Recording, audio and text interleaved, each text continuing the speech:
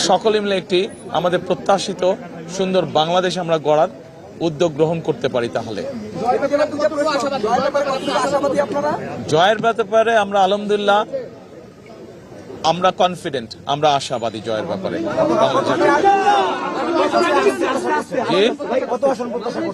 আমরা অন্তত এতটুকু অবশ্যই আসন প্রত্যাশা করছি যেখানে আমরা খুব সুন্দরভাবে দেশ পরিচালনা করতে সক্ষম হব।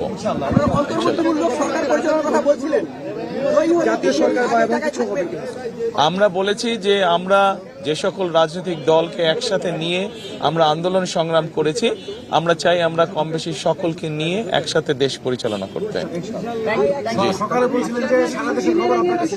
না, সারা দেশের খবর আমি এখনো পাইনি, আমি মাত্র অফিসে আসলাম। আমি 5 ঘন্টা অতিবাহিত হয়েছে, কিন্তু আমি তো ঘুরছিলাম এতক্ষণ, বিভিন্ন জায়গায় আমি গিয়েছিলাম, কাজে আমি খবর নিতে পারিনি। এরই ভিতরে আমি মোবাইলের মাধ্যমে যে বিভিন্ন আপনারা যারা সংবাদ মাধ্যম আছেন আপনাদের বিভিন্ন খবরগুলো আমি দেখছিলাম, আপনাদের খবরেই দেখলাম আমি যে বিভিন্ন জায়গায় এখনো কিছু অপ্রত্যাশিত ঘটনা ঘটছে। কোন একটি রাজনৈতিক দল এখনো কিছু অপ্রত্যাশিত ঘটনা তারা বারংবার ঘটিয়ে যাচ্ছে। কাজে আমরা চাই না যে এসব ঘটনা ঘটুক।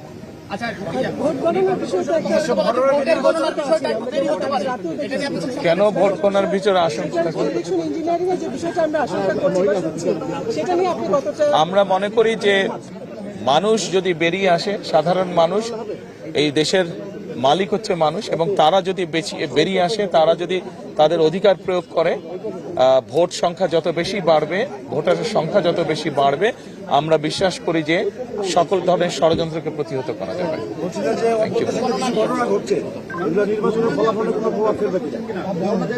এগুলা নির্বাচনে যারা এইসব ঘটনা ঘটাচ্ছে তাদের প্রতি তো মানুষের বিরূপ ধারণা হবে বলে আমরা বিশ্বাস করি, কারণ ঘটনাগুলো তো ভালো না। তারা তো বিভিন্নভাবে বিভ্রান্ত করার বা অনৈতিক কাজ করার তারা চেষ্টা করছে, কাজে তাদের প্রতি নিশ্চয়ই মানুষের বিরূপ ধারণা হবে।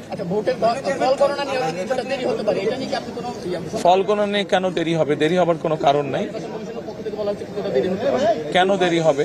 আমরা সমগ্র দেশের মানুষ যেখানে একটি দ্রুত তারা যা ভোট দিয়ে এসছে তার ফল তারা দ্রুতই চাইবে।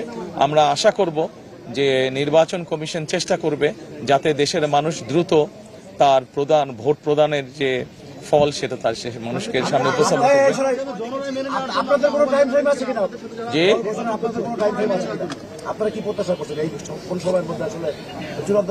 দেখুন, আমরা 91 সালে দেখেছি নির্বাচন, আমরা 96 সালে দেখেছি, 2001 সালে আমরা নিরপেক্ষ নির্বাচন দেখেছি। স্বাভাবিক একটি তো সাধারণ টাইম ফ্রেম তো আছে। আমরা প্রত্যাশা করব যে সেই টাইম ফ্রেমের মধ্যেই জনগণ রেজাল্ট জানতে পারবে। মানুষ জানবেন জনরায় মেনে নেওয়ার জন্য বাংলাদেশের সবসময় প্র্যাকটিস হেরে যায়, বলে নির্বাচন সুষ্ঠু হয়নি।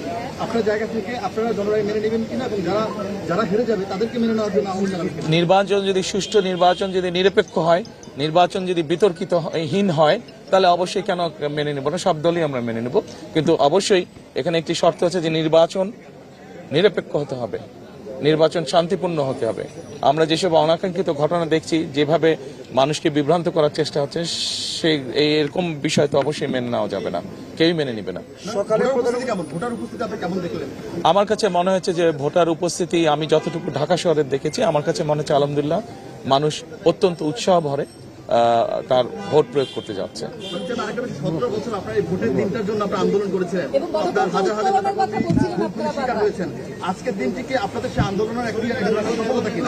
এটা শুধু আমাদের আন্দোলনের সফলতা না, 17 বছর ধরে বাংলাদেশের কোটি কোটি মানুষ, কোটি কোটি ভোটারই ভোট থেকে বঞ্চিত ছিল, ভোট প্রদান থেকে বঞ্চিত ছিল।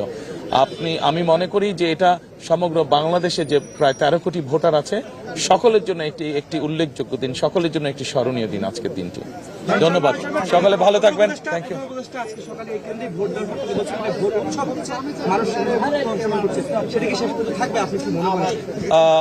প্রধান উপদেষ্টার কাছে যেহেতু উনি সরকারে আছেন, ওনার কাছে হয়তো ইনফরমেশন বিভিন্নভাবে থাকতে পারে।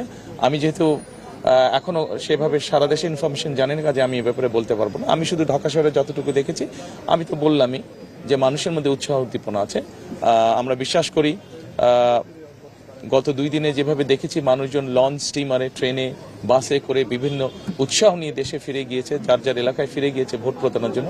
আমরা প্রত্যাশা করি যে সেই উৎসাহটার প্রতিফলন আজকে নিশ্চয়ই থাকবে বিভিন্ন জায়গায়। গতকাল জামাত ইসলামের বেশ কয়েকজন এজেন্ট বা সদস্য তারা অস্ত্র নিয়ে ধরা পড়েছে, টাকা নিয়ে ধরা পড়েছে। এই বিষয়গুলো নির্বাচনকে আসলে অনেক জায়গায় প্রশ্নবিদ্ধ হয়েছে। আজকে সকালেও আমি কোনো একটা নিউজে দেখেছি, আজকে সকালেও বোধহয় ঘন্টা 2 আগেও এর একই ঘটনা ঘটেছে। ধন্যবাদ সাংবাদিক ভাইরা, ভালো থাকবেন সকলে। আসুন আমরা চেষ্টা করি। গণতন্ত্রে উত্তরণের পথ আসলে বলা হচ্ছিল, এটা আসলে সফল হলো কিনা, গণতন্ত্রের উত্তরণের পথে আমরা উঠলাম কিনা? অবশ্যই অবশ্যই জনগণ যদি শান্তিপূর্ণভাবে নিরপেক্ষভাবে ভোট দিতে পারে, গণতন্ত্রের সূচনা তো অবশ্যই শুরু।